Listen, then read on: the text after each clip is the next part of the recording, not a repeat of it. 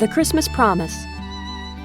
What do we live for, if not to make the world a less difficult place for each other? George Eliot.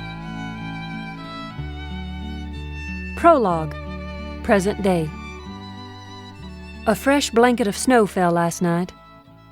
Sparkling white mounds sit on top of the shrubs outside my kitchen window.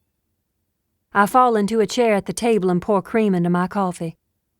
My friend Jack is working on a car in my driveway. I can see his breath in the air. I haven't known Jack long, only a year. The year of wonders, I call it. I'm still trying to piece the year together, but I don't think I ever will. Maybe I'm not supposed to. That's the beauty of the mystery. When I was a young mother in Georgia, I loved to see the Christmas season begin. The day after Thanksgiving, I'd put in my favorite cassette of songs with Bing Crosby, Rosemary Clooney, and Burl Ives, and the sounds of Christmas would fill our home as I hauled down the wooden nativity set from the attic along with a battered fake tree. My children and husband and I would decorate it, and by the time we were finished, it was always icicle heavy and bulb poor. But we took pictures as if the tree were standing on the White House lawn.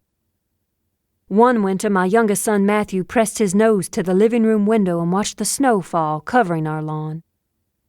"Now it's Christmas," he had said. "Snow doesn't make Christmas," I had said. "There are lots of states and countries that never see a flake of snow. It's the promise of Christmas that makes Christmas what it is." Matthew watched the snow cover the grass. "Promise of what?" I sat on the floor next to him. "Well, it's the promise of love and grace. Grace was given to us at Christmas.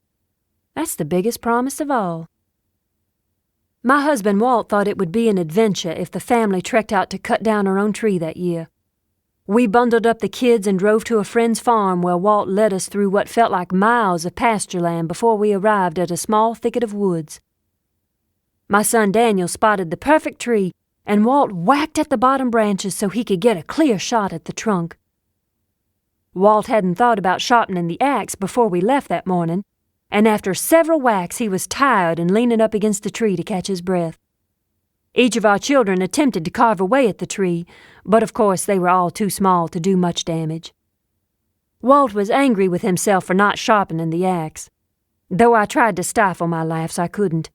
He got down on his belly and was whittling away at the trunk as if with a pocket knife, and I laughed harder as the pine needles poked and jabbed at his face. He kicked at the trunk several times, bouncing off the branches and landing on the ground. The kids began to squeal as they watched him, and soon they were running around the tree giggling and kicking at it. Walt whacked, whittled, and lashed out at that tree until it finally surrendered, and we laughed all the way back over the pasture land to the car.